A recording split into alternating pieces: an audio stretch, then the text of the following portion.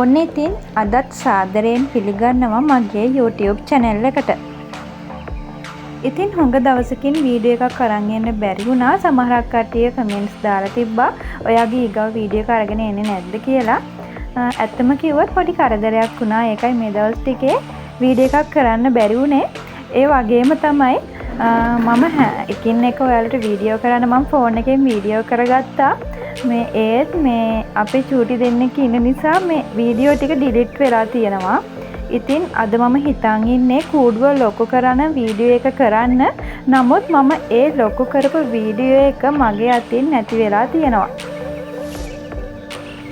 කමක් නෑ. ඉතින් මම කටින් හරි ඔයාලට කියලා දෙන්නම් කොහොමද කූඩුව ලොකු කරගන්න ඕන ප්‍රමාණය කියලා. ඉතින් ඊගව බැජ් එකක් මම කූඩුව ලොකු කරපු වීඩියෝ එක අනිවාර්යෙන් ඔයාලට අරගෙන එන්නම්.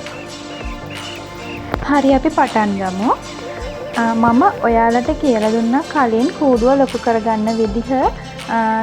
පළවෙනි පූඩරේ දවසේ අපි එයාලට එක පැටියෙක්ට ඉඩ ප්‍රමාණය දෙන්න ඕනේ 0.2ක ප්‍රමාණයක්. ඊට පස්සේ දවස් 4 වෙනි දවසේ උදේ අපි ආය කූඩුව ලොකු කරගන්නවා 0.25ක අගයකට. ඔන්න ඉතින් යාළුවනේ ඊට පස්සේ 7 වෙනි දවසේදී අපි ආයෙමත් කූඩුව ලොකු කරගන්න ඕනේ. ඉතින් එක සතෙක්ට 0.5ක ඉඩ ප්‍රමාණයක් අනිවාර්යෙන් ලබා දෙන්න ඕනේ. අපි කූඩුව 7 වෙනි දවසේ ඉඳන් 14 වෙනි දවස වෙනකම් එක සතෙක්ට 0.5ක ඉඩ ප්‍රමාණයක් තමයි දෙන්නේ. අපි ඊළඟදී ආයෙත් කූඩුව ලොකු කරගන්න ඕනේ හරියටම 14 වෙනි දවසේ. එතකොට 14 වෙනි දවසේ අපි කූඩුව ලොකු කරගන්න ඕනේ. හරියට මේක සතෙක්ට වර්ග අඩියක් අනිවාර්යයෙන්ම දෙන්න ඕනේ. යාළුවනේ මම අද කලබලේ මේ වීඩියෝ එක කරේ ඔයාලට මෙන්න මේ තොරතුරු ටික දෙන්න ඕන උන හින්දා කාට හරි වැදගත් වෙයි මම මේක කෙටියෙන් හරි ඔයාලට කියලා දුන්නොත් ඒ වගේම තමයි යාළුවනේ තව දෙයක් කියන්න ඕනේ. මම ඔයාලට පළවෙනි දවසේ ඉඳන් 7 වෙනි දවසේ වෙනකන් කොහොමද බෙහෙත් ටික දෙන්නේ කියලා දුන්නා.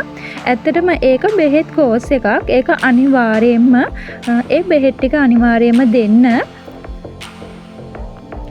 ඉතින් ඊට පස්සේ අපේ සත්තුන්ට බෙහෙත් දෙන්නේ මොකක් හරි ලෙඩක් හැදුනොත් විතරයි.